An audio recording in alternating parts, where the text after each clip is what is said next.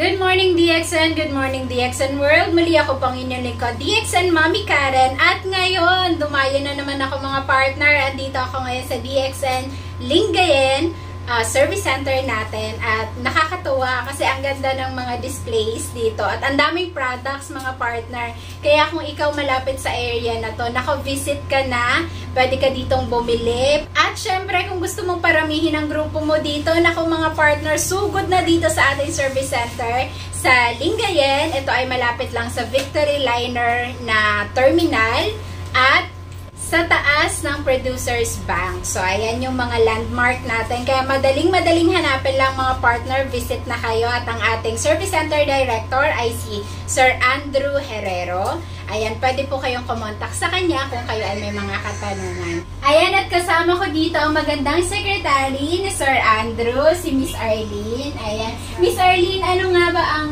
complete address natin dito? Bali, ang complete address po natin, ma'am, is Avenida Rizal East po, Lingayen, Pangasinan. Bali, City Mico Building. Taas lang po siya ng Producers Bank. Malapit siya sa Victory Terminal. Ayan. So, mga partner, pwede kayo sumugod dito anytime. At tuwing kailan po?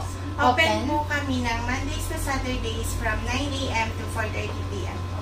Wow! So, everyday open? Yes, ma'am. Wow. Except Sundays lang po. Okay. So, Monday to Saturday open tayo. Kaya, visit na mga partner. Maraming salamat, Miss Arlene. Thank you so much.